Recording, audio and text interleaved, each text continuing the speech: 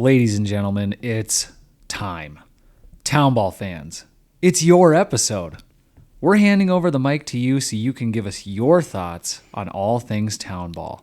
We've got a few things that we want to cover ourselves, but this episode, it's dedicated to you, the fan. So microwave yourself a bowl of SpaghettiOs with meatballs and mix a pitcher of red Kool-Aid. It's time to talk Townball. Under those stars where the heart beats strong, Minnesota diamonds where we all belong. Cheering voices carrying through the night, the soul of the state under stadium lights.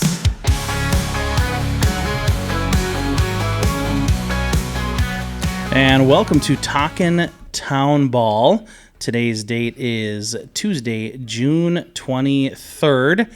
And gentlemen, I know we're going to get into some calls, emails, DMs, and all that stuff, but there are a few things we do have to go over. First, one thing we kind of forgot that happened that I want to bring to your attention, and then Jordan and I, we got a phone call from a state board member. We did. He wanted to give us some info. It was more because we played in Cologne and. In the Randy Shaver knockout cancer game games a couple weekends ago, which was pretty legit. All worked out, all pretty good games, and they did a nice job. Randy threw out the first pitch of game one, and then I think it was Nick from 93X threw out. Hams, but he had that morning show, Maple Lake shirt on though. I gotta give him a down. He did have a Laker Nation shirt on and sleeves cut off. Exactly how you would picture Nick from 93X. Sandals with pants. Yeah. And a cut off T-shirt. He Maple Lake Lakers, and he watched our game against Jordan, and he had a beer in his hand the entire time. He was balling out. Yeah, it was awesome. But yeah, we had been reached out. I feel like we're turning into the. We can get the information out to the crazies out there. I think we're called. Is that a mouthpiece? We're a mouthpiece. Kind of when something happens and it doesn't. You can't get the full story on Twitter, and then there's just a lot of these rumors or what happened or what did they. Let's squash the rumors. Yeah, let's squash the rumors. So Rozo is moving from Class C to Class B. And it's a points thing. They signed a player or activated a player that was on a major league roster. Not long ago. Pops. Yep. Swanee. What was the first name? Eric Swanson. Eric Swanson. Cool guy. Was with the Blue Jays, and now he's with the Royals, the Rozo Royals.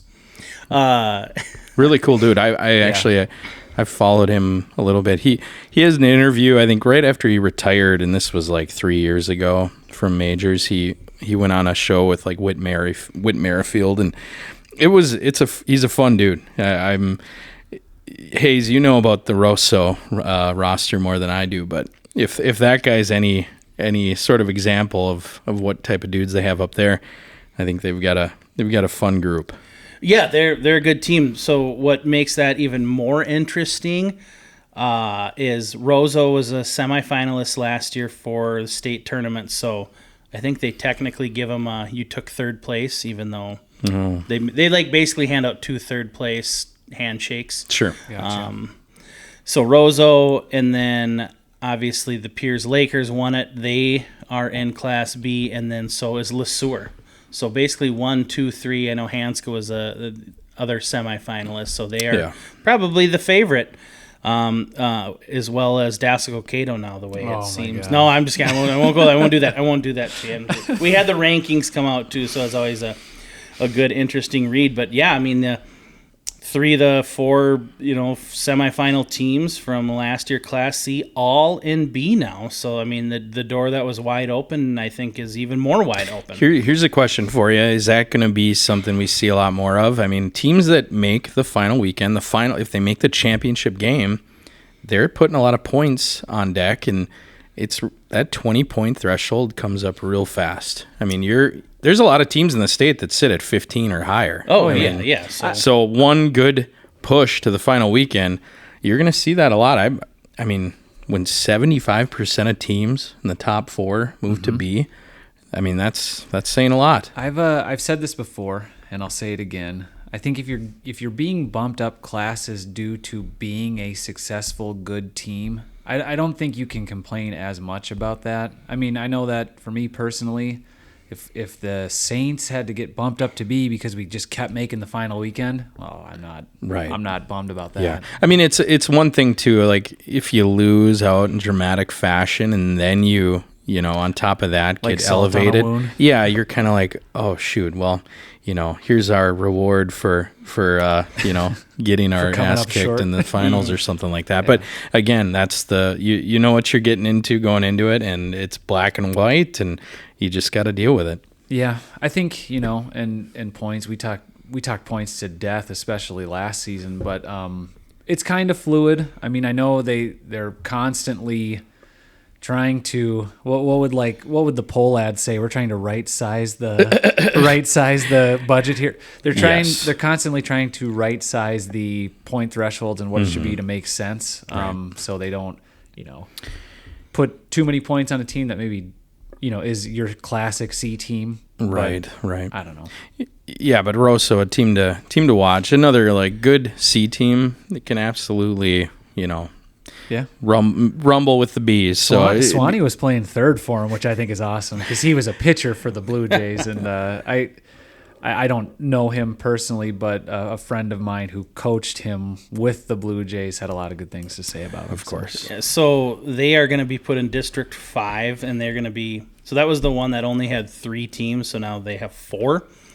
Fergus Falls, Bluffton, Bemidji, Blue Ox, and now the Rosso Royals. That's kind of a... It's actually pretty solid, and they only are going to Yeah. get one team to go to the state tournament, so you have a lot of very interesting, unique things now that you can do with 4 that are kind of a pain to do with 3. I mean, you could do a couple best-of-3 series Yeah. and then a championship series where it's like Yeah. winner's Pool in, play or loser something like is that. not. Right. And It's Yeah. be interesting to see. And the fact that they have to adjust on the fly, with 3 teams going to 4, it opens up a lot of opportunities. So I'm sure that district has met and they've adjusted, and a lot of traveling. You have to think about that too. Well, I think a lot of I think traveling. when you're in Roseau, you can't go north. 'Cause the angle, inlet, whatever your team. You're going to run into a Koski They don't up there. exist. Not yet. They don't, not yet. So I mean, Rosa's got to go south regardless. So I don't know what changes if they can grab a game with Bluffton and Fergus Falls. I think they already play Bemidji would be my guess. But 4 teams now in District 5. 1 goes to state, and then another interesting fact: you go to state, you get to draft. So now you get the first pick and the second pick. Oh, You don't have to wait. You don't have to wait Holy your turn. smokes. So That's awesome. Yeah, we'll Yeah. take this guy, and next up, we'll Yeah. take that guy. I would watch out for the team in District 5 that Because goes you're to the going to place. get some heat on that team. I mean, first off, it's going to be a good squad. Second, they're going to get depth, hard. The team that loses out, I mean, second, third, and fourth, I think out of that group are going to have number 1 arms. for sure. Yeah. So this one, when we did our predictions, they had, like we said, 3 teams. 2 were going to go to state. Then they said, no, we're only going to send 1 to state. So then they gave that bid to District 4, which is the Victory League teams of Sobieski, Nisswa, Fort Ripley, Avon, Buckman, St. Stephen, the Piers Lakers, and Foley. So I think there was a little bit of maybe tension about that one because Right. that now gives them 5 bids for 8 teams, and I know maybe there was a couple other district managers at that state board meeting pounding the table, A little hoping disgusted. to grab that other bids. Well, like we've talked about the Victory League and how good teams can be out of there. They win baseball games. They go to state tournaments and they find ways to win. But man, 5 out of 8 teams. I mean, we just more close to home here. We have our North Star League Class B, and well, guess what? We just got Buffalo to join that back group in B, again. yeah. They're back in B. Yeah. But the amount of bids stayed the same. They obviously lost Watkins, they lost Cold Spring Rockies and Maple Plain. the Diamond Devils, but to gain a team like Buffalo, it's like, man, we gotta kind of reevaluate there because I mean Maple Lake, they've they've won a state championship. They always seem to play well in the playoffs. You've got Hutchinson, who goes deep all the time. St. Martin has got ballers right now, and they're winning games. Loretto, dark horse team, wins a lot of games. I mean, They haven't lost yet this year. Then there's Buffalo. And then there's dark horse teams up and down there. So to only go 3 out of the 8 there, but have victory go 5 out of 8, I don't know. I think out they're of 7. 3 out of 7. Okay, Oh, okay. You're right. But, you could easily argue that there's maybe some misrepresentation there. The people from the Victory League are going to say, no, not at all. We win games, and we're proven to have solid teams up and down. But boy, the North Star, just from personal, like proximity, I'd say that was a tough decision from the board for that group. Yeah. I think that what makes it tough, especially, is how teams are being placed elsewhere in the middle of a season. That doesn't make it easier either. Right. I mean, in a perfect world, everything is set in stone before the season starts and nothing changes and no bids get swapped. But Well, District 5 lost that bid, and then literally a month later, they add Roseau. So if Right. Roseau would have been added beforehand, would they have still just got their 2, and we wouldn't even be talking about it? But Right. Yeah. So It's something to definitely dissect. And when we get closer to the tournament and the teams get their bids, that will be something we'll be keeping an eye on, because there could be some really good teams that miss out on the state tournament. same thing happened last year. No Sobieski, no Fort Ripley, no Avon. Oh, So yeah. no Loretto last year. Obviously, Buffalo was an A. So it's going to happen. It's going to happen again. Yeah, absolutely. Speaking of your league that you love to glaze over, That we how are only your- talk about. how are your squads doing this year? I suppose, yeah, we should maybe talk about that. It's been a what are we, about halfway through our I think we could call it run. a third. a third of the We'll call way? it a We're getting there. third. Yeah. A lot of non-league games, a lot of Class C, Class B matchups. Some good W's out there, but ultimately, it's like people talk about the games that matter, whatever.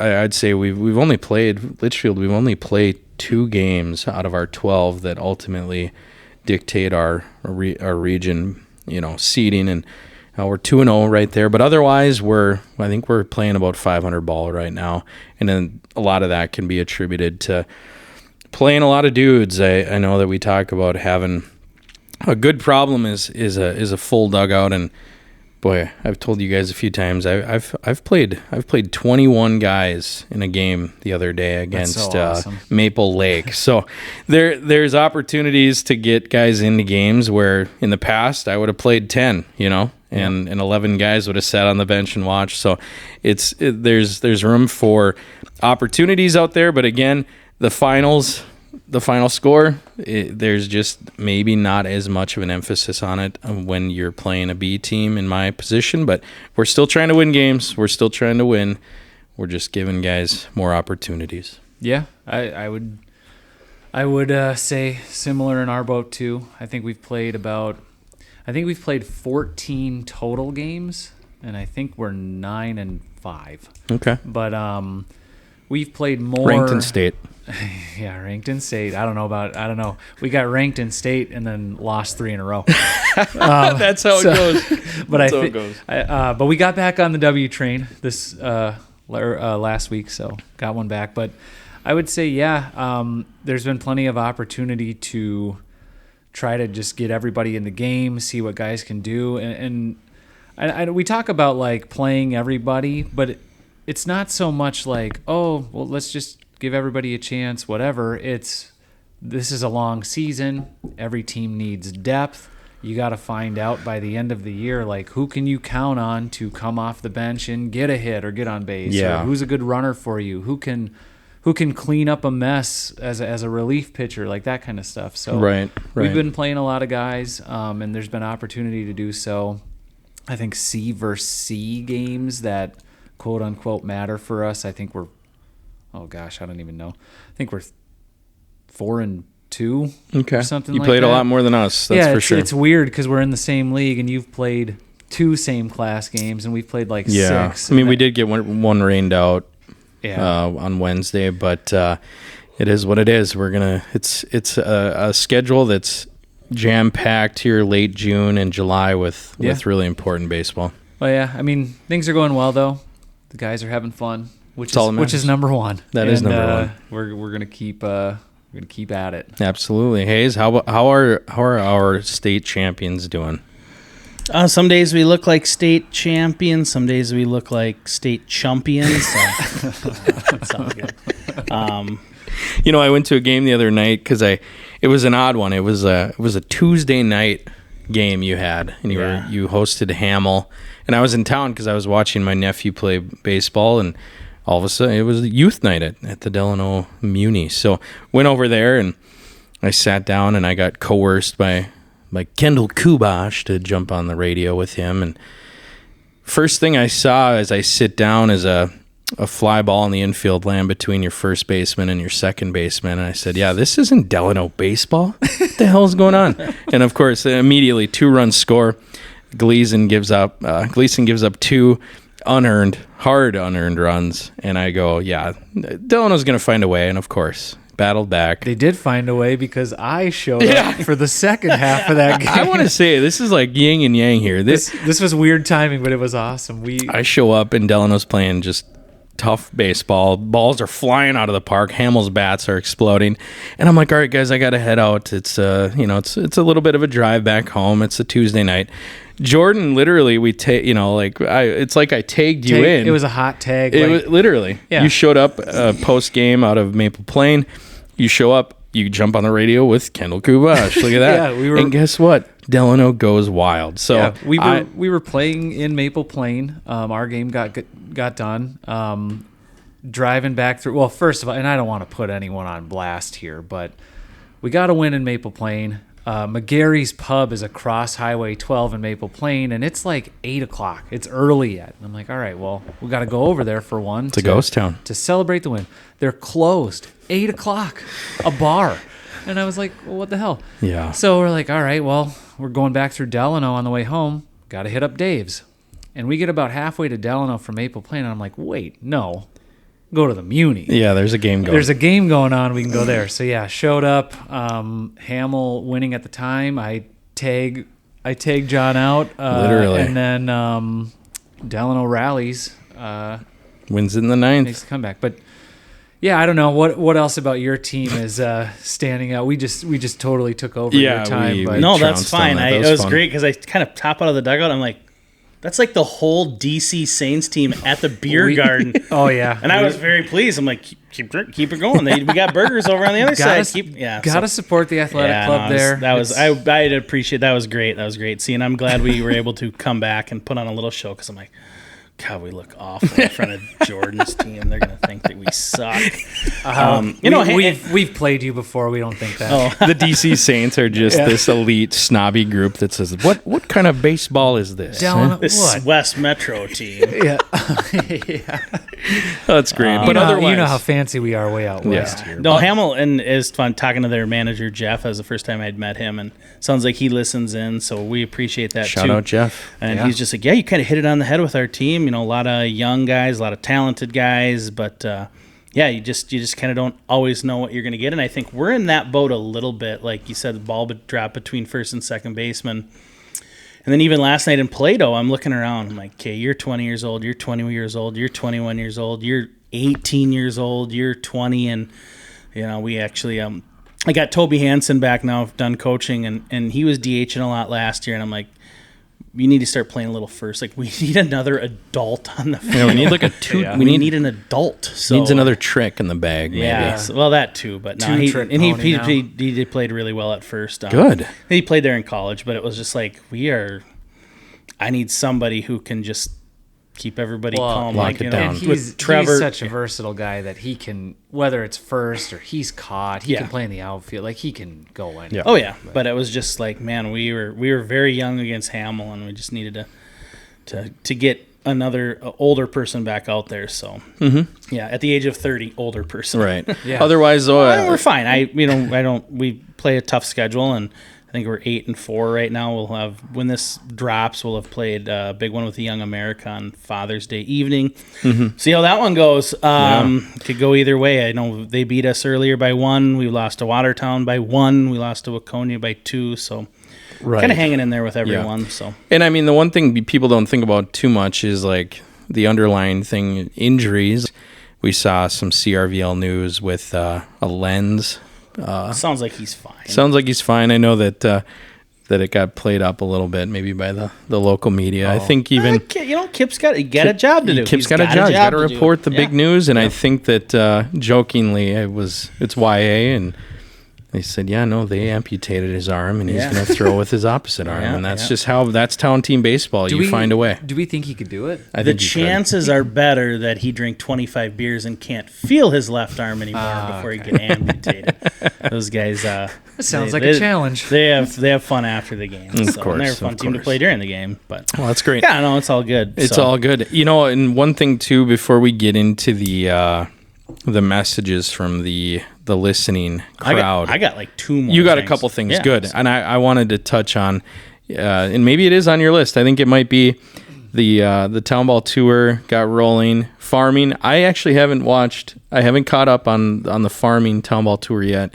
Did anyone catch any of that? Did anyone? I need to watch that yet too, but Yeah. I saw there were a couple good videos out there that we got to get on. But And you always see it too. They find the older generation that's been kind of holding it down for the Townball team. I know that they got to interview some really important people. I said, I need to catch up on it. Yeah. I know the Schlepper family was out in full force. I talked to Joe Schlepper at the Delano game, and he said that one way or another, I think they had about 30 to 40 family members out there. That's so awesome. And it was like full representation. There is still some Schlepper. There is one player, I think, on the farming roster that has Schlepper relations. So there is still the tie there that binds that family to that Schlepper Bros field. And otherwise, I think the Cold Spring Rockies might have enjoyed that. I mean, Flames, I think, in my top 3 or 4. And all of a sudden, they're getting 10 run on their big night, and I go, "Oh God! I mean, am I a fraud? Am I a rankings fraud?" Well, it just goes to show how many quality baseball teams there are in that area. Anyone can beat anyone on any given night, and that night it was the Cold Spring. Oh, Rockies. I mean, and not to say Cold Spring's not great, but like, man, that was a big number they put up on the Oh, yeah. Flames. It happens. Yeah, it does. I mean, Hayes, do you want to talk about? And then we had Loretto had an opportunity the next week. Yeah, Loretto. So they got rained out, but then and Fox 9 usually pulls the plug on it pretty quick if there's going to be crummy weather, and it was the right decision because It was. I know just 8 miles west of Loretto, we got absolutely dumped on right at 6:00. So.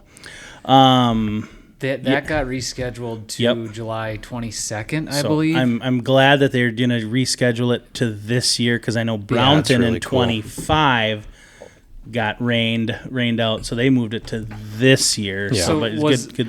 Was the last Fox 9 Townball Tour date, was that the Wisconsin one that we were all yeah, upset and they're about? pushing it. So 1 week after that, then Yep. that's the makeup for Loretto. Very cool of them to be flexible, and then to be honest, like for Loretto to make that work too. I mean, that's huge. They have a ton of cool stuff scheduled for the entire day, so moving that all can't be easy. But it's good that they've got a date set now. They'll get all that stuff going. Yeah, and I don't. We don't have a game that day, which was kind of nice. I might be able to swing over there. I also, I'm a business owner too and a vendor, so I might actually ask if I can set up shop free and provide baseball services. Well, okay. like it. Yep. I No, like that's Nah, very we're not cool. going to get into that. Not going to get into that. But maybe a different day. I'd get into that. Everyone is treated equally. When you come in when you're within the boundary of the ball field at an event and you're doing services or you've got a business, you need to expect to be treated equally to everyone else. I think about our guy, not affiliated with our sponsorships, but Yeah, he's done some awesome stuff for us. Is it Joe or Joel? It's Joe. Joe. But he's That's- done some bat demos with our teams and stuff, and just like took time out of his day to come out. And yeah, I mean, he's like, it's a business for him. It's so and cool to see guys like that out there, like especially local. But again, you're providing a service and you're building your brand. You know, we want to see that happening. But again, it's not a charity for these guys. They're showing up, they're putting the work in, and hopefully at the end of the day, All I want to know is I saw Loretto was still looking for volunteers in the press box, doing scoreboard, announcing concessions, selling beer. Just like to know if any of the people that were on somebody's side are grabbing those shifts to Are they actually grabbing show them? up and help out. right. Instead of, claiming they're adding to this community exactly, event. exactly. As the significant other of someone who operates, a high-level concession stand. concession operation, I can tell you that volunteers are appreciated. The more, the merrier. Please volunteer for those spots. It just helps the entire event or any game run smoothly. Yeah, absolutely. So we've got through our Townball tour. Hayes, I think you said you still maybe had a bullet point. Just got to pick on you guys a little bit. How are my Rockford Crows doing? Your Rockford Crows, Hey, my I gosh. changed my state pick there. Your Rockford Crows got the weekend sweep over the DC Saints last weekend. Hashtag tweet your losses. We hashtag tweeted them. We tweeted them immediately, 10 minutes after the game. No was shame out there. in that No game. shame in that. We got. They're playing really good baseball, and Yeah. they've got some pieces now. We know that there's some highly talented kids. I mean, if you've seen Rockford's high school team the last 5 years, you'd know if they can retain some of that talent, even a quarter of that talent, they're gonna turn competitive fast. And Well, especially from those high school championship teams. I think that's a great pick to put them into that state tournament, But because where's the regionals for you guys this year? it's going to be in the home that the Flicks built. They didn't build it. Yeah. That was No, I know. I would say farmer. Yeah, some farm. It used to be a dog. It used to be track. chicken fence up Yeah, there, yeah. but I'll tell you no, what. it's in Dassel. The lights get awfully bright There- there in early August, so That's true. not so fast. Rockford Crows.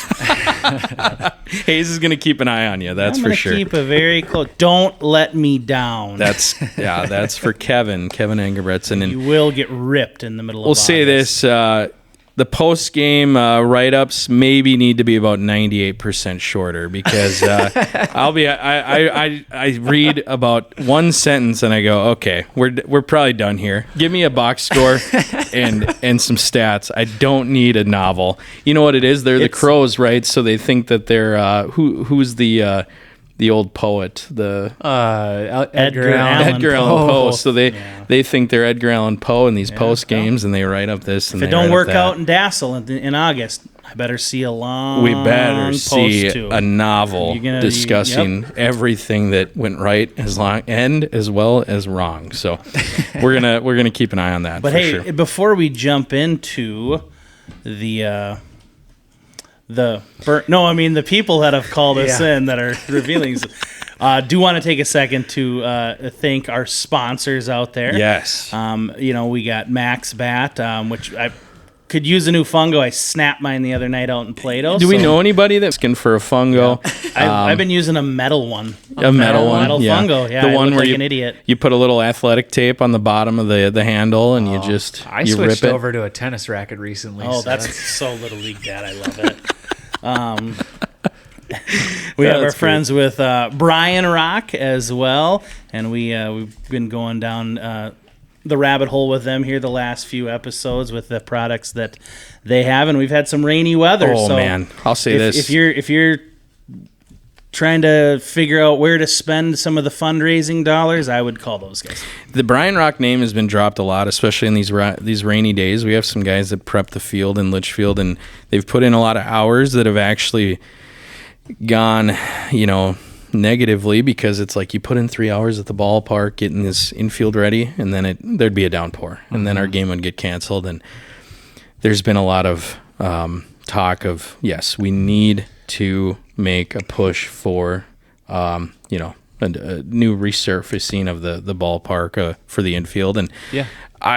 I'm telling you right now, you come back to Litchfield next year, you're probably going to see a new infield surface. Almost we 100%. Yeah. That's breaking. Speaking of weather, I could maybe use a nice pullover from our friends at Rambo. Wink, wink. And like Shooter McGavin, my right arm is just a little longer than my left arm. Longer. So when you're putting that maybe Nike, Under Armour, Unreal pullover together for me with our logo on it, just know that. We'll just say but yeah, our friends at Rambo who've designed some ball caps for us and did some koozies. Super appreciative. We're getting pretty good at these segues. We're getting really good at it, but we're also getting it feels like maybe a little more needy in that department too. Yeah. I'm not saying, but we are Elevation hoodie fans here at whatever that is. I want one too. Yes. That's Jordan and I love them. I know Hayes hasn't sported them as much because maybe he's just not into the Unreal game like Jordan and I are, but that's something Rambo carries, and it's my favorite hoodie of all time. It is the best. It is great. It fits great. And I think, to these messages and read them off for the first time to give you a good, live, real reaction to them. But I think at some point during them, we can find a Rambo rivalry of the episode. Yeah, too. Absolutely. So are we to the point now where we can transition into our fan mail? And we are going to forego a interview this week. There is going to be we have a lot of just we're interviewing one-way interviews. Technically, it is the fans episode, so we didn't want to take away from a guest, and we didn't want to take away from you guys. We're going to jump into it. I think what we're going to do, it is about we're about a half hour into our episode.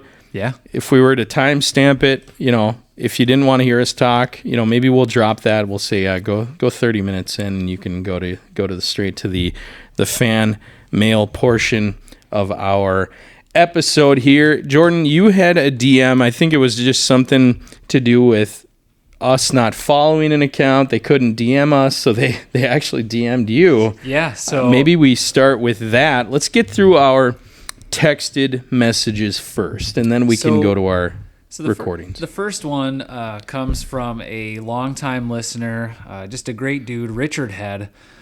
He messaged us, or he messaged me on Twitter. Very nice. He said that he was going to message us on the Talkin' Townball Twitter, but he was blocked? ? And I think not it's true. Probably fake news. Fake news. Maybe we don't follow him back or something. We do not follow back. That's what it is. We never follow. We follow a lot of people, but apparently it depends maybe on my emotional state whether or not I want to get involved with a hashtag burner. Well, Richard, we're terribly sorry, but I'm glad that you got the message to me, so I will read your questions/comments now.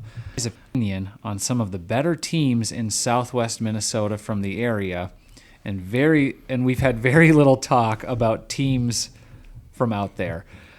So he's curious on our thoughts on a couple different teams, Class B and C, and he said, I got my Corn Belt bias. So I said, we'll definitely cover it, so let's cover it. So the Corn Belt, their Twitter account, at least, they have standings, but they are from June 1st, so that doesn't do us any good here on June 23rd. But, they have looks like a lot of the teams in the league are putting their scores in the state website. Mm-hmm. You do have Bird Island 5-1. Raymond is. It says they're undefeated. Raymond's tough. They're tough. That is incorrect though. They did come to Delano and we snuck one out against them. Oh, good for us. We go there. Actually, we go there next Saturday, so that'd be Rocket Revenge tours. So there it is. Granite Falls, my kilowatts. I guess. I've been told that I'm like a big Granite Falls. I always bring them up. That's your team. That's my team. That's my team. 9-3, my team is. Boy. So 3-1 in the league, but 9-3 overall. Sacred Heart, they're 2-5. The Wilmer Rails 3-3. Marshall Athletics 4-2. The Yankees of Milroy are 3-5. Our friends over in Wilmer, the Indians, are 1-7, and then the Wabasso Jacks 0-5. So sure. But the thing is we did have Nagel on, and we at least went through the B teams with him. But But one thing I do want to talk about, and you mentioned the Wilmer Indians, and we did get a chance to play them over at our park a couple weeks ago. They do hit the ball a little bit, and their 3-hitter, Jelking Herrera, who I know gets a lot of love on Twitter as well. That dude is built like a hitter. I mean, he comes up there. He stands about 6'4", 6'5", 230. He looks like a hitter. And he had 2 hits against us that were only singles, but had our right fielder not got a glove on it, it would have gone directly through their chest to the fence for extra base hits. But ball jumps off his bat. That's a guy that's a difference maker in a lineup. And I know their record isn't great right now, but they've been in games. And I did take note on one of their recent tweets. They said who it was. It might have been Bird Island. They're like, we played a really good game until our infamous 6th inning, and then the wheels fell off. Sure. So maybe it's just a matter of, closing out games for them or putting together a full game. But if that's a team that's currently at the bottom of the Corn Belt standings, I mean, I've seen them play. It's not a bad baseball team. They can definitely win some games. So I think up and down in that league. I know it sounds cliche to say, but anybody can beat anybody. Well, yeah. Oh, sorry. I didn't no, mean to you go for it. I kind of just to address it more from the Southwest, though. I know this is season 2, and we did stuff last year, season 1, but we did have Chad Knutson of Heron Lake, and we did have Nick Kulseth of Wyndham last year, which those are both Southwest. So we can't just no, and you bring up Wyndham, and I believe they're 10-0. Right, right. On the year. And Wyndham, and we'll talk about we'll just talk about the Southwest right now. What's Wyndham's going to have a tricky time is now that Laverne and Fairmont are back in C. Oh man! But kind of going back to we were talking earlier about the bids. That was a league years ago. They'd get 4 bids. Laverne and Fairmont moved to B for a year. They got 2 bids. Then once they left, Fairmont and Laverne are back now in C in that region, and it's the Gopher First Night. Yep. They still are only going to get 2 bids. That's wild. And so that's like, you're going to bump out another good couple teams. Yeah. I mean, and Hadley's not bad either. No, Hadley pushed Wyndham a little bit last year. Yeah. And I mean, how do you not pick Laverne out of there though? Who sent that message? Was that was Richard? Rich. So I mean, very fair point, because that definitely in the Gopher First Night, there's 4 or 5 pretty solid teams, and 3 of them are going to be sitting home and come middle of August. There's a lot of good baseball in the Southwest, and you're right. We should cover it a little bit more. I feel like we cover some teams more than others, but maybe we need to run the full gamut. Of course, there's some fun teams. I mean, we've talked about the Searles Grizzlies season, so we're starting to see. We what have some more of them to can talk do. about, right? And we don't unpack a lot of the Milroy stuff. I bet there's enough content that you could talk about Milroy for days. That could literally be a Ramble rivalry episode. Let's mark it right now. Future. We're already in future. So, but I think that'll do. And to say that we haven't represented, I think we've represented that area pretty well. But maybe we'll dig deeper. And if we haven't, I don't really care. Yeah, get over it, Richard. It's our podcast, right? Richard. No, that's fun. Thanks for the message, Richard. Yeah, absolutely. On to the next one. We are going to we got a DM from Twisters and Townball. Twisters and Townball. And I believe his name is Charles. So right on. He says, howdy. Not going to get time to call in since I'm driving back from Granite, but just want to say, love the pod. And I know you've given the North plenty of coverage, but the playoff push is going to be interesting for District 5 as a whole, with the shift to 1 bid, but now Rosso coming up and Dilworth potentially coming back down. The push for the second spot from 4 is likely to be a thriller again. 8-1 unless they F around and find out. But Hawley, Nimrod, Midway, Foston, maybe Agassi are likely to be neck and neck in the fight for the second spot from 11.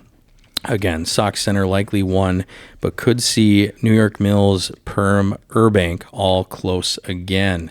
Have a great night. So, first of all, Charles, you wouldn't call it... Charles? first It's of all, the non-plural Charles. version. So We're first just of all, talking to one Charles. so listen, Charles. Not all the Charles. So out first of there. all, you couldn't call in because you were driving, so you decided to send a really long To text message. 800 Okay, words. fair Much enough. safer. Fair enough. Yeah, we kind of touched on that at the beginning. That District 5 going to be very interesting. It'll be kind of fun to see who the lone champion is, and I'm also interested to see who's going to host that district. I'd be jumping all over that because Right. then the last couple games are going to be pretty legit. However they format it out, and maybe somebody who knows more than we do can tell us how they're thinking of formatting that. And Yeah. it'd be kind of fun That would to be know. cool to dig into. So. It just seems like we've talked about it with multiple, districts and regions. There's going to be teams that get edged out, and it happens every year. But there's good baseball, and like you said, he mentioned there's going to be teams neck and neck. We don't know what it's going to look like, but when the smoke begins to clear and the regions get played, that will be the deciding factor. Anything else you want to talk about on that point from Townball, Twisters and Townball? I would just say Twisters and Townball. I follow that account on Twitter, and they pop up a lot and talk a lot about some cool stuff. So give them a follow. Yeah, give them a follow, guys. This is these are contributors to the show now, so you gotta keep track of them. Yeah, and I think so. Other interesting point though, if Ada is your clear cut favorite in Region 4, and that's the one that Rosso will be vacating and leaving, so that second bid I think is definitely up for grabs. I'll give Ada, the nod to be the favorite, but see what Holly comes up with, or the Foston, like Charles said. Yeah, Charles. So. Very cool. All right, on to the next question. This comes in from a man that we haven't heard a lot of on Twitter lately. It's Mark from Waverly. Mark from Waverly. Was there some issue with Twitter and Mark? I mean, know Mark. I used to follow his tweets until Elon shadow banned him. He got shadow banned. I think that's the term Yeah. that you use. He was basically just wrote out of X, and haven't heard from him since. He's kind of a recluse. I'll be honest. I reached out to Mark to get a comment. He Okay. doesn't listen to the podcast. He doesn't know we exist. Oh, so he Probably doesn't. just has a clock radio. But I'll say this. Yeah. He knows a lot about Hayes, and he knows a lot about Delano because he's within proximity. He's in Waverly, and he might have a certain attitude towards that group in Delano. Here's what he had to say. Leads off. There's not even time for like hi or how's it going or good to talk. He goes, question for Hayes. Now that your organization has won a state championship, will it be issuing a formal apology to my beloved Stingers for poaching several of our best players over the years? Oh, okay. Now, hold on. Why don't you answer that? Why don't we let's give it a true... You on the spot. Hayes did not know that this message existed until right now. So is there any formal apology you'd like to say to our Waverly Stingers for poaching some of their best players over the years? Nope, because I can't think of anybody who is on the... You know what? Gavin, let's talk about this. Gavin Pop. How about Marcus Gavin Pop? Whitmer? Well, do we want to talk about why Marcus left there? No. I don't think we need to. Maybe this was off the record, but I think that it was somewhere along the line. Might have declared asylum to Cheeks after Delano 10 run the Stingers. So I don't know if you have anything to say on that point. Well, the funny thing is, the year that Marcus came over, they beat us earlier in the year. Well, You got stung. We got stung At your park or at the Hive? at the Hive, and then they beat Hutch like 2 days later. Well, you know why they beat you there. Because #, the Hive is a tough place to play. yeah, the Hive is a tough place to play. So yeah, No, yeah. respect to the Stingers. That's a I mean, that's 8 years ago. So a tip of the Mark from Waverly doesn't forget. I like that. You know what? Because I'm the same way. I don't hold grudges, but when people cross me, I never forget or forgive them. Exactly. So And if you cross, I apologize to what's his name? Mark from I Waverly. apologize to Mark from Waverly, but nobody else. Sometimes he shows up, and he has a sweet little mustache. Nice. But yes, he was a stinger for a couple of minutes. They were very notorious for rating the Delano JV team. And then by the time the kid, like when they're 15 and 16, and then they'd be like, oh, hey, no. 9th and 10th grader Like type when of I, deal. like now Yeah. when I'm a senior graduating, like, oh, I kind of think I want to just play in Delano town. with The town people you're I from. know Yeah, and yeah, I'm yeah. from. Yeah. So that's kind of what happened. So Yeah. but whatever. Interesting. There is a second part to this, and Okay. it's not as aggressive, but it definitely is targeted towards Delano. Surprise, surprise. Wow. He goes. Mark says, "P.S. What does the Muni have in common with every 5'11" guy?" Answer: They lie about their height. We all have access to Google Earth and know it's actually 339 feet to center field in Delano. 339. And not the 365 it says on the fence. Oh. End of message. Marco from Waverly obviously had to get some stuff off Mark's his chest. pissed. He wants to know why. I mean, what are we? Now I know why his account was I banned. know you may have an answer to this because you did explain it. Yeah, and I don't know if I've explained it on the podcast. And this is what I've heard. Okay. And this is why I love Townball and small town baseball and the old timers you run into and the stories I've heard the 30 some years. And somebody can correct me if I'm wrong, and I'm probably wrong, but this is the story Yep. as I know it. Let's hear it. Back in the 80s, the state board had very strict criteria for hosting a state tournament. And you had to be like 325 or 330 down the lines, Yep. and like 360 plus to center. They didn't want wacky So the dimensions. old story is, and I can do some digging to confirm that the numbers just got put up to reflect. Yeah. We meet the criteria. We We're can in host the a cut. state We tournament. made the cut. We're 6 foot. We're 6 feet tall. Yep. So Okay. but, also I'm sitting across from a pitcher. Yep. So when he does, if he's ever given up a home run at Delano, Yep. he can feel a lot better about himself that he goes, wow.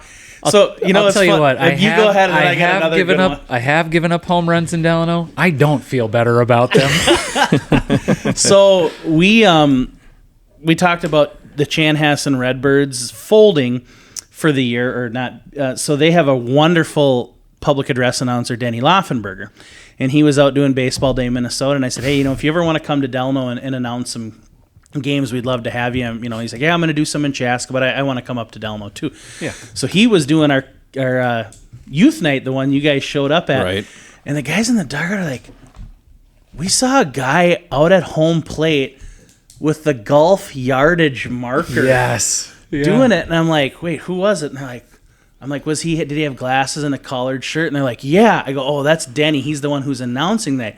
Well, why is he doing that? I'm like, well, if anybody hits a home run, Yep. he will give you his best educated guess how far it landed. But that was what he was doing. Yeah. Hamill did hit 2 nukes off us. And the guys are like, oh, didn't think it really went that far. I go, He had a laser out He had there. a laser. Does he call it the laser? What does he call it? It's Yeah. like the lazer eye. Yeah, laser eye. Tail of the tape or whatever. Yeah, so. I'll back you. Okay, so I'm gonna try to make you feel a little better about lying about your height like a 5'11" guy is. Oh, I don't care one way or the other. Mark from Waverly. So at our park in back. Yeah. And for the longest time, it was like 385 to center, like a deep center field. Home plate got moved up 20 feet. The signs didn't change for a good, I don't know, Don't need 30 years. And forever we just had the 385 sign in center still. And I like to give Whitey, Mark Forsman, a ton of crap because that's just what we do and it's fun to do. Yeah. But I was telling him, I'm like, it's not 385 to center. There's no way. Yes, it is. And he's just lighting me up. It's been 385 forever. And, Google Earth exists now and it's got the measurement. It's not 385. It's 365 to center. So 20 feet shorter. And I talked to Whitey about this and he goes, well, yeah, home plate got moved up. And I'm like, Well, yeah, then it's a different Well, then why distance. are we arguing otherwise? So for the past, I don't know how many years now, but for the past however many years, the signs have been correct. Yeah. But yeah, I mean, it's just it's a thing you do. Of course. You embellish a little bit. to just go along and have a little fun with Mark because he's so obsessed with us in Delano. He loves you. We actually just stole all those, footage signs from Waverly. That's why Waverly doesn't have them. We just took them. They're ours now. Not only are you poaching players, you're Stealing their signs. Stealing their signs. Signs never been stolen from Delano. Wait. Keeping the working man down over in Waverly. Oh well, Mark Silly Bluffton. Mark is going. That's for another story, another day. But Waverly. Hey, good. Rob and like Kirby are gonna listen to this and be like, "What the heck's going on?" They're gonna be hilarious. They're gonna start looking through the phone book, I the know. yellow pages. It's gonna be great. Who the hell is Mark? Yeah, which guy? That's great. Okay, We don't know Mark's last name, by No, the way. it's Mark from Waverly. It could be Mark Waverly. it could be Mark Waverly. Yes. Let's talk. I think we can get into our voicemails now, and I think we've gone through all of our text messages and our DMs. Yeah. This is where it gets a little bit risky because we might do some editing here, or not. We'll see. I haven't listened to any of these yet, which is like That's I said, what's going to be so fun about really, really aggressive. I think we just jump into it, see how Yeah. it goes. Yeah. Hopefully the audio works. Let's lead it off. I don't even know who it's going to be, so you guys are going to learn as we go. All right? Here we go. What's up, boys? It's Quas from the Watertown Red Devils. First of all, long-time listener, first-time caller. Yes. Just want to let you boys know, love the podcast. Keep up the good work. Thank you guys for that can koozie. That thing is sweet, by the way. And, I ain't got really much else for you guys, but here's my question for you. You're on a road trip, and you stop at the gas station. What is your drink and snack of choice? Mine is a nice cold Mountain Dew and a double-decker oatmeal cream pie. If you've never had the double-decker, you got to get it. But, like I said, boys, keep up the good work, and we'll keep listening. Go Devils. Oh, that's right. great. You guys can jump on okay, this. I want to.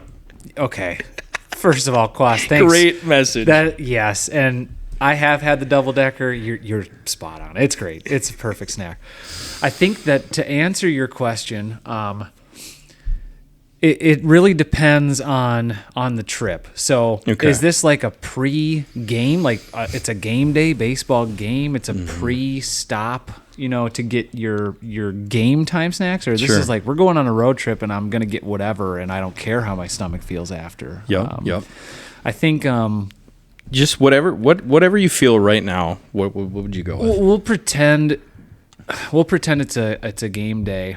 So typically, if I'm gonna stop, it's usually Casey's coffee.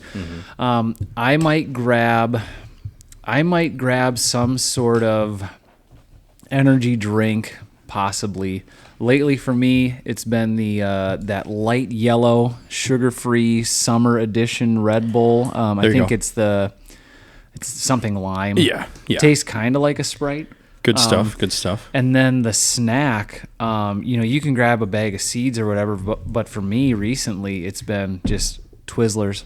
I'm a Twizzler guy. Oh my gosh, So that, I might have a counter for that. So you've got your Red Bull, you've got your Twizzlers. yeah. I'll answer, and then Hayes, I'll give this to you. I'm lately. It's been I was in like the diesel energy drinks for a while, and I think that those have ran their course. I'm not going down that road anymore. I feel like if I can feel my heartbeat beating out of my chest, I think I've maybe gone too far, and I've done that a few too many times. The sparkling ice is like a carbonated, and they dress it up as an energy, but it's like there's like a cherry cola one. There's also a root beer sparkling ice. I'm a big fan. But to kind of counter you on the Twizzlers, I'm a Red Vines guy. Okay, and that's I know that they get a lot of hate. No. you're a fan as well. If I have to pick between the two, I would go Red Vines, but Twizzlers is just what I've been grabbing. If you get a bad batch of Red Vines, they can be like chewing on rope, which is not the most fun thing, but when they're good, they're great. So, Hayes, you were the one that gave Quas the can koozie the other day. You just want to speak on that at all? I mean, you got to meet up in Watertown. He was the sponsor for our game when we played over at Watertown last Friday. Swag season. He's a bowler, and his team or himself as the team. I don't know. We might need more info. We might. Maybe we'll just get him on. I think he can should. explain. But yeah, it's swag season. He has cool shirts, and he's a bowler, and I don't know if he's technically professional or semi-professional. Either way, it's awesome. Mm-hmm. That's his passion, and he got Jackson Hunter baseball cards, and of course he had to give me one. He did a bunch of trivia for the 1951, it's either 51 or 54 Watertown State Championship team. So he was jumping on the microphone. Then he gave the podcast a shout out. Ready, we started a little late, but they just A+ all around, and he heckles us pretty good, but he's always cool about it, and nothing personal, and he's sometimes clever, sometimes he needs to be more clever. Anyway, it was just funny because we played down in Plato on Thursday night, and usually I wouldn't get this, but the weekend before we went 3 games in 3 nights, and then we had a Tuesday night game, then Wednesday we were at the park, got rained out, so I'm just kind of dragging a little bit. So I did stop at Casey's in Lester Prairie, and I got a Code Red Mountain Dew. And then I got the foam cup and filled it halfway with ice, and then poured that in there. Veteran move. Because there's 2 things that you can't, well, besides beer, there's 2 things that you can't get cold enough. One is chocolate milk, which I'm not having before a game. The other is a Code Red Mountain. It just can't be cold enough. I don't usually get too much to eat because I like to wait till I get to the park and see if they have in-shell peanuts. Yeah. But if I were to go with something kind of going on the oatmeal cream pie, I used to love the good old-fashioned fudge rounds. Of course. Those were solid, which is like a variation. That's probably my favorite combo. So great question. Great question. I think about Honey, I Shrunk the Kids because of the big oatmeal cream pie. I think as like a 5-year-old, I was like, that is the best thing that could have ever happened to anyone. You get shrunken into a oatmeal cream pie. So that's super cool. Thanks for the message, Quas. We appreciate it. Thanks for listening. On to the next one. Are we ready? I yelled too much at the state tournament guy. I'm affiliated with the Blues. First time, long time. I have a question for the 3 of you. If you were all in a Hell in a Cell Money in the Bank wrestling match, which one of you would win and why? I'll hang up and listen. Thanks. Thank you, too. We have a moniker. I yelled too much at the state tournament guy. He's affiliated with the Blues, so which means he didn't have much of a run at the state tournament last year. He got all of his yelling out in one game, apparently. So he's wondering between the 3 of us, a triple threat Hell in a Cell cage match, who's coming out on top? Oh man, this is great. It's great. Me. It's me.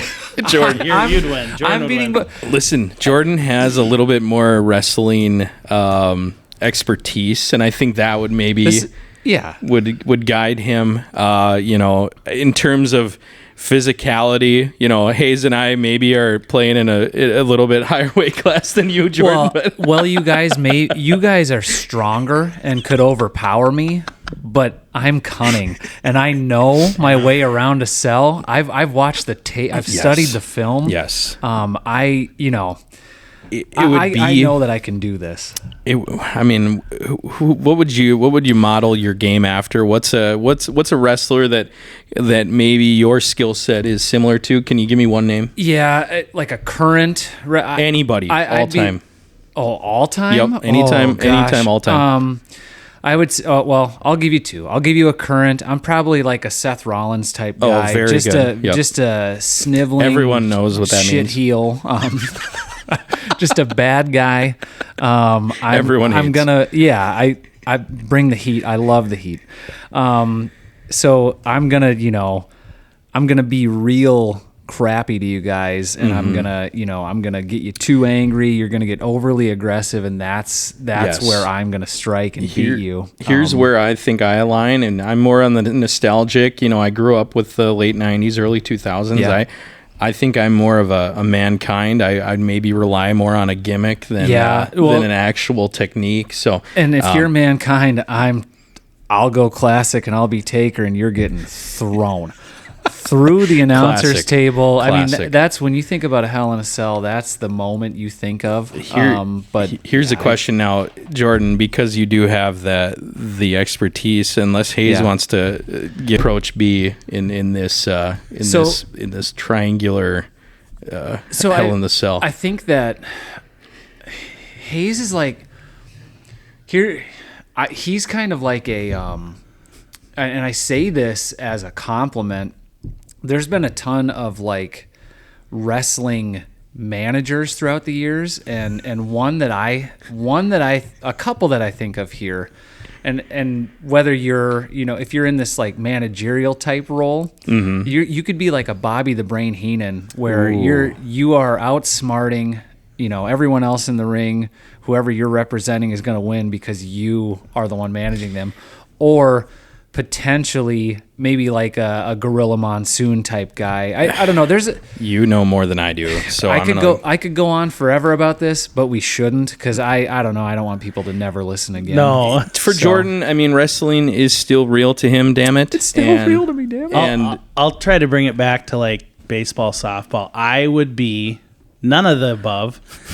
I watched a movie the other night, a film called Beer League with Artie Lang. I'd be Artie Lang's character, Artie DeVanzo, where every time he runs, he coughs up a lung, and then he clears his lungs by ripping a drag of the ciggy. ripping a dart. That would be me. That is very like 80s wrestling. Yeah, You probably but just that's yeah. I don't know. I grew up a wrestling fan too, so I mean, Very fun question. Okay, yeah. I'm very happy we got to field something like that. Because, But back to baseball. Back to I'm baseball. thinking about starting a second podcast. Yeah, maybe maybe this will turn into a Townball / wrestling. call Mike Kobo. Oh, dude. Yeah, there's your guy. I If know where there's to find anyone, him. if there's anyone that knows anything about wrestling, here's a guy that's implemented some wrestling into his baseball Oh, pregame. I so already there's know. nobody. I already know who you're going to say. Well, right. Well, I'm just saying, Hutchinson. Oh, yeah. Yeah, Koba. Yeah. Oh no, I thought you were gonna go. On the Lich end, because you've got some wrestling fans there too, and I've heard Cody Rhodes' theme from the PA Oh yeah. booth. There's during also a games. guy whose walk up is Austin 316. We've got a lot of wrestling fans, and I think there is some crossover for whatever reason with Townball and wrestling. So Because baseball's weird and so is wrestling. Yeah. And All that's right. why they cross over. absolutely. I am looking at the next message. It's a minute 26 seconds. So so just buckle in here, guys. I'm not even sure if there's an intro to this one. We might not learn. You might not even learn who it is. And again, this. Who knows? Some people take this seriously. Some don't. Let's see what we get with the next message here. All right. I'm calling to address an issue that's having an impact on baseball in Class A in the metro area, and that's directly, against the Metro Knights carrying an excessive number of players on their roster, having 50 guys active and signed. 50 Obviously, while guys. every organization is free to make its own decisions, there comes a point where the roster growth stops being about like how good the player can be and how good the team can be and how deep of a run we can make, and it starts hurting other teams in the community. It's obviously a greater problem in Class C, but even in Class A with some of these teams like Stillwater, where they're kind of in and out of state tournaments, but we're pulling a large pool to other teams. I think that's the main problem. The effects have extended beyond the single team. Stillwater barely has enough players to compete. Obviously competing with Meesville down there, now Lakeville coming in.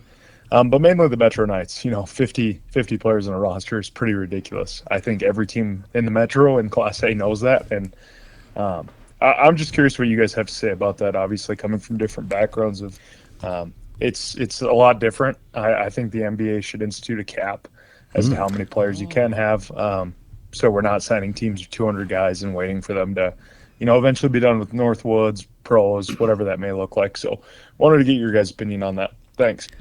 Hey, not a name associated with that message, and that's totally fine. Probably trying to remain a little bit anonymous there. That's totally cool.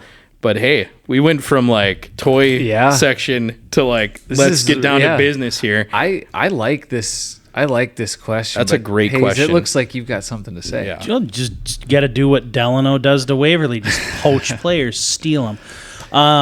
That is a interesting topic, and I think we've texted about the obnoxious amount of guys on the Metro Knights team, but That's the team that has like 800 points. Oh yeah, right? There's like 29 guys that have Division 2 or better type, accolades. I think with these Class A teams, and we had Paul Melcher on, and it's hard to establish a high school that you are going to grab from, but I think that is your best bet to try to start hooking these guys at an earlier age instead of maybe always going that college route for the players that are at this colleges that are more in the metro area or even on the outskirts, because Class A, you can use whatever address needed, and you're going to be A regardless. So, I think that's the challenge. You start looking at some of these high school programs that are in the cities that do have really good programs. Where are those players going? I mean, Delano is just in a state tournament, and they had teams that played for the championship, Matamidi and Totino Grace. Those are technically high schools in the metro area. Yep. Yeah. So, that's where I'd start if I were a team that's struggling with guys, and that means you're going to be very young maybe for a couple of years, but that's where you have to build. I think that's where we do our building. Delano, Litchfield, and Dassel-Cokato, we're starting with the high school players. So I know that's so much easier said for us than done in the metro team. And then because you might be grabbing guys from a couple different high schools, and then you're trying to, I think the earlier you can start hooking the high school player and getting them used to Townball, because it is a great product, A, B, or C, then I think that's going to help your roster in the long run, because then you have a kid who's promoting himself, trying to get out there. Maybe he's going to get on a Division 3 roster, maybe a Division 2, maybe a JUCO guy. But then, hey, after your junior, after your senior, you want to get on our roster, get a couple games in, yada, yada, yada, Seinfeld reference, but then get their feet wet. You have a team now to come back to. And, Paul had mentioned that you get town team guys at the, maybe the MIAC conference tournament. That's just a random example. Right. Maybe not true, but at a Hamlin game or a McAllister game, oh, hey, you want to play with us this summer? Start a little earlier. Get after some of them high school guys in the cities. 100%. I have a few takes on this, and I love the question, and I love the idea of, does there need to be a cap? I know that We need to discuss that for sure. And maybe we'll get into that after I make a couple points here. I'm looking at the Metro Knights roster because that was the example given. And it looks like there's between 10 and 15 guys at the top of this roster without a number even, which means they were probably just signed or recently signed and haven't been given one yet or whatever. But every one of these guys, it's Concordia St. Paul, it's Cretin, it's Century, it's Riverland, it's Wisconsin Lacrosse, Augsburg, U of M, Maryville, Augsburg, Winona State. They're all college dudes. I think that, and Hayes, you kind of hit on it. If you can start with a high school and try to build a pipeline there, it'll serve your team better in the future just for longevity. But that can be harder in the metro. We know that because there's a lot of schools and a lot of teams really close to each other. But I get the gripe because I have to swipe and scroll a few times to get to the bottom of this roster, and you're not kidding. There is 50 guys on here. That is wild. How many games do they play? I mean, that's a you good, don't have to look that up. No, I don't know that I could find it out exactly, but I think you make a good point in that, and I don't know how the Metro Knights operate or what they do to get all these guys, but I do think that It definitely would hurt the surrounding teams because you can only carry 25 guys on your postseason roster. So what do the Knights do? Do they cut 25 guys? We have teams, around us in this area that carry more than 25, not 50. No. But they carry more than 25. And I always wonder, like, okay, so you have 30 and you got to settle on 25. The 5 guys that you're cutting, maybe they're guys that just showed up for one game or something, and that's an easy move. But what if it's a guy that's been on your roster the entire season, comes to every game, and now you're going to tell them, oh, and you're not playing with us on the playoff roster? Right. Like that's kind of a dick move. Yeah, I that's don't know. tough. That's tough. So I don't know, and we can get to the point of a cap too, and maybe that would be a good thing for the board to think about. Yeah, I don't know. something to think about. We can toss it around, but then my little 2 cents too. It's like, what's the recruiting pitch on like the Metro Knights side? And we'll hear them out too. But like when you tell a kid, hey, yeah, of course, yeah, there's 50 names on the roster, but like if you show up, we'll try to get you into this one. We'll try to get you into a game. It's like maybe they do. I mean, maybe with a squad of 50, they do split squad almost. I mean, where you it's could like make your own league with 50 guys. Yeah, well, yeah, 5 teams at least. But it's like you could come. How about you 25 guys come to our Tuesday night game. You 25 guys come to the Thursday night game. It's crazy. It's a little ridiculous. The question I have though is like, okay, if there was a cap, is there any potential for like something negative to happen there? I mean, if you're carrying a lot of guys and they're not all of a sudden showing up, you have to start picking and choosing. You have to release names. Yeah. But again, what if it's set at like, if you have a cap at 35, that's still rosters, so many. I mean, so I think the potential negative on putting a cap is you're taking Townball away from someone.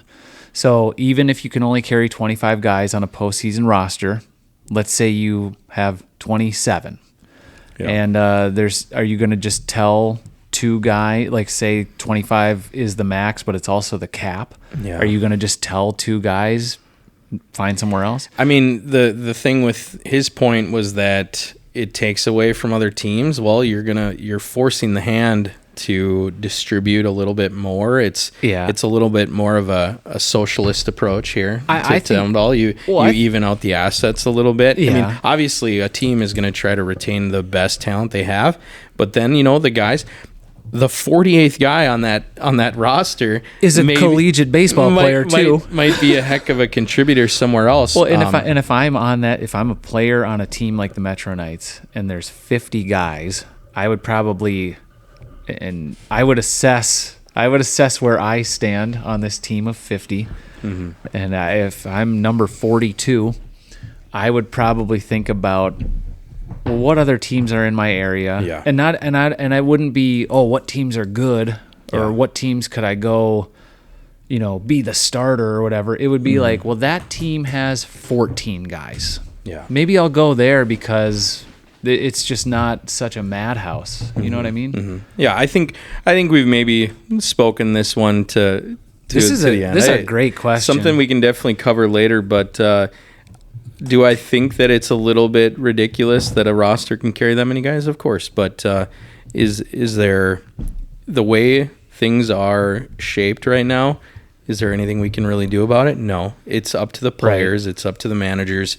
Ultimately, you've got to get out there and you've got to talk to these kids and explain to them why your roster and why the position they can be in with you is a better option than, say, another team. And it will be a tough conversation to have, especially with a young kid. And I'm not trying to be the old man, get off my lawn, shaking my fist at the clouds or whatever. But young kids don't always see everything or understand that there's maybe a learning curve to Townball, or they might not understand, hey, you're on a team of 50 guys, think about that a little bit, and maybe you're not going to play nearly as much or get opportunities, where on a team of 15 you almost certainly will in one way or another. Absolutely. I don't know. Well, that was a great question. Appreciate it. Like I said, we went from super, super wacky and ridiculous to serious, and that was fun. Let's shift into our next question. Hi, this is Tom Liking from Hollyhawks Baseball. Now that Roseau added a major leaguer to move up to Class B, who do you have taking that second spot that you originally had to them for the state appearance out of Region 4C? Thanks. Well, look at that. Perfect. This is great. This is Yeah. very topical. Hayes, do you want to just touch on it again? We can power through. Yeah. First off, Tom, thanks for calling. Holly, we love Holly. We've said it before. We love their We are social media fans. presence. But Yeah. Hayes, do you wanna just take that? I mean, you like you said, we have Rosso leaving Class C to move up to Class B because they signed a major leaguer. Yep. So he's talking about Region 4. Yep. It is Ada. That is who we picked to go to the state tournament. Yep. The Foston Trash Pandas, Rainy Lake North Stars, War Road Muskies, Agassiz Gamblers, the Hollyhawks, Midway Snurdbirds, Nimrod Gnats, and the Sabika Stingers. Now, I think we talked about Holly, actually, as that kind of potential could get in because they were in it last year, weren't they? Yeah. Yeah. So I think that's kind of the obvious, easy one because they went in with Roseau last year. I think that's the answer they want to hear. I think that's the answer you want to hear, but I know Midway Snurdbirds historically have had some pretty solid teams that won a state title back in 2010. I don't know a ton about the Rainy Lake North Stars or War Road, but I think you'd give the nod to Holly going back to love back, that. I getting love back that. to the state tournament. So It's a great choice, great pick. Thanks again, Tom, for reaching out to us. And we're on to our last message. Thanks again for everyone who sent in a message. It was a lot of fun. We're going to maybe do this again next I think we year. definitely got to do it again. Yeah, it's a fun time, and we get to hear a lot of new voices, and that's great. So, little grand finale here, and here we go. Hey, talking Townball. No burner here, but this is AJ Hadley, El Rosa Saints, Team Max Bat. A couple topics I want to discuss here real quick. 5-minute message. by the way. One, going back to last year's podcast, Hayes was talking about the 2023 state tournament game, final weekend, El Rosa Saints versus the Delano Athletics. We were outmatched. We're just a town of 200 with a bar, a church, and a ball field. That's who we are. Just The a bunch of qualifications. 6-mile homegrown boys. But anyway, Max Otto's dealing on the mound. He's carving us up. And Hayes was talking on the pod about if Max shakes off the catcher and Max does not throw a fastball, he's going to be severely upset. Well, the funny thing is my 4-hitter at that time, I was trying to help him coach him up basically to let him know what pitch was coming up. And Max got ahead in the count. I knew an off speed was coming, so I motioned that to him. And Max left a hanging changeup up to Hayes' dismay. And, hit a 2-run home run. And those were like the first runs that Max had given up since, I don't know, Memorial Day or some the regular dumb thing. season. Yeah. But anyway, we get back to the dugout that inning, and I said, "What'd you hit there?" And he goes, "Oh, I hit a fastball." I said, "No, that was definitely a changeup that he left at the belt." We don't see those Max Otto fastballs in the Stearns County League on a day-to-day basis, but he was convinced he saw a fastball until that podcast came up last year, and I recorded it and sent it to him, and he goes, "Huh, I guess that was the changeup." Anyway, number 2 Well, let's pause the voice. I think he's got a couple. Let's be couple quick things, with the so few let's things respond to each one Yep. as they come in. So we did talk. I did. We did talk I about brought that it last up, year. and because I'm just kind of going through the lineup because I watched their game on NSPN that they played in Dassel the weekend before, and I strictly said, go on the lineup, do not throw 4-hitter a changeup. So AJ, good job. I love the game of cat and mouse, and good job out of you. Yeah, So absolutely. glad we got the glad we got the W that night though. But I am Max was kind of interested in- he just kind of moped in the dugout. I'm like, what was that? Change up. Yep. So I'm interested in how I- AJ tried to relay that to the hitter, because I know there's different ways to do it. If there's a runner on, you can, I don't know, you can like look a certain way or something as a runner, but as from the coach's box, maybe it's like a first name, last name thing. I know like Yeah. that's something teams do. Yeah.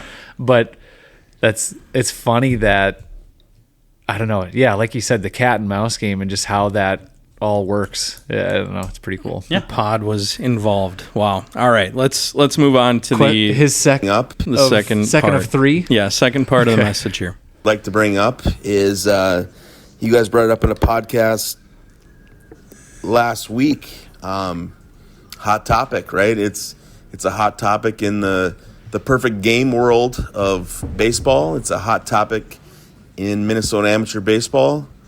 And it's a topic that I just want to let everybody know that we had nothing to do with. As the company that I work for, Team MaxBat, Oh, okay. I know where this is going. they had nothing to do with the outlying of the Delano bats. Okay. Yeah. A couple things that I will make clear, though, is if we are in a Minnesota amateur baseball rule follower, which I think we are now, as we've seen the last couple of years, we abide by the MLB rules, and the MLB rules state you cannot have a bat with a barrel of 2.61 inches or larger. Well, Okay. Delano Bats, great town, great baseball team. That bat is 2 5/8 inches. Gotcha. So it's just too big. It's really not wood. It is what it is.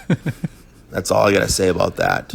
All right. okay. So quickly on that, I mean, I love that he's attaching your Townball team to the bat. I mean, we have no You're not affiliation with affiliated them. at all. And I think I was on that past podcast. I'm just like, that's not a yeah. wood bat. And there's like I was explaining it to, I don't know who I was explaining to. I'm like, it's like, okay, you have a wood deck on the back of your house, or you can get a composite wood, right? It'd be like your bomb bat. I said, what the Delano bat has is neither. Neither. So, Yeah. and we pretty don't clear have on an that. affiliation with them. They No. just, No, and I actually coached the kids who started that company, and they're not the owners anymore. I might have actually had one of the first Delano bats, and it was just a big hunk of wood. Oh, yeah. So, but no, I'm on your side, and no, Max Bat did not. We'll say it here.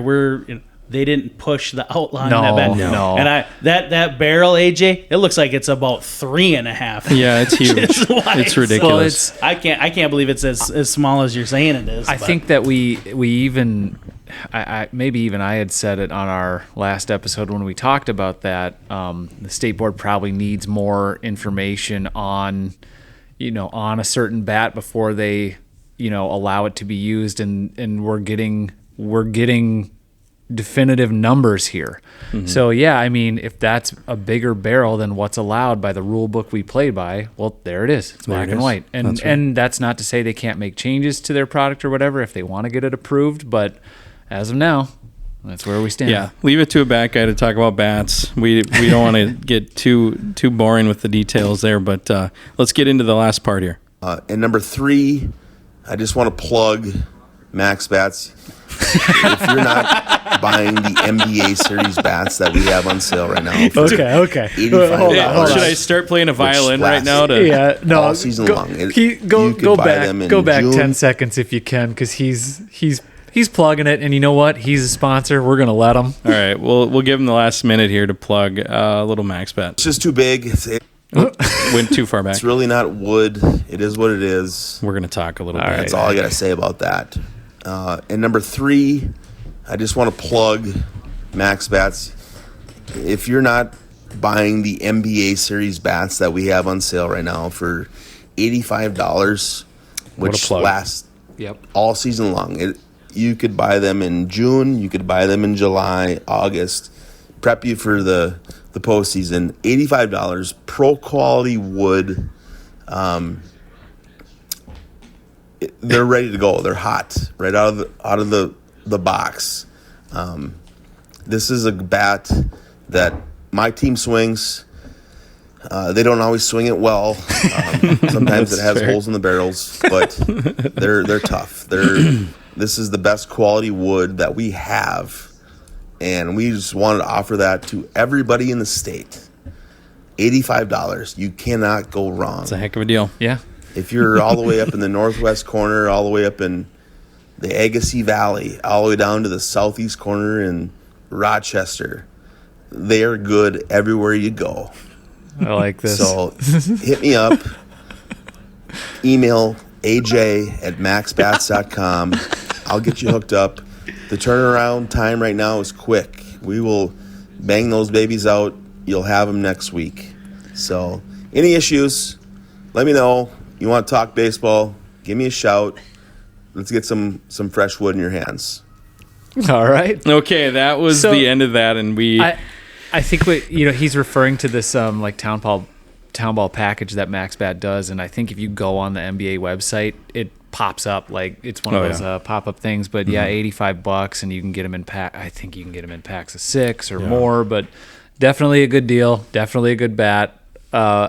That's a savvy move to throw in a sponsor plug. To know that there's airtime available, and you said, okay, took well, here we advantage go. of it. Then I guess we're going to plug a little bit. That's a good move. Yeah, we appreciate that. And like I said, we're going to we'll do this again next year. I think it's a fun thing that we can do. We try to answer some fun questions, try to stay away from the mucky muck of some of the Townball Twitter that we seem to attract sometimes. But that was fun. Thanks again for the people who called in, and we're going to move right into our last segment. Hayes, you've got our Field of the Week, our Brian Rock Field of the Episode. Yeah, Brian Rock Field of the Episode, and my theme can always be west or up north, and some ballparks and or teams that are a little bit off the beaten path. And we're not even going to go to a city. We're not even going to go to a real town.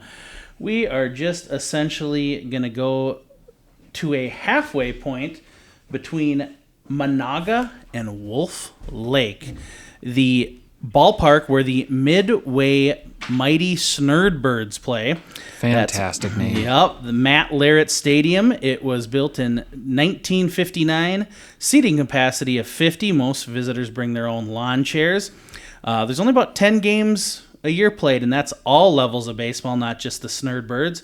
We're going around the park, 331 down the left field line, 361 to left center, 361 to center.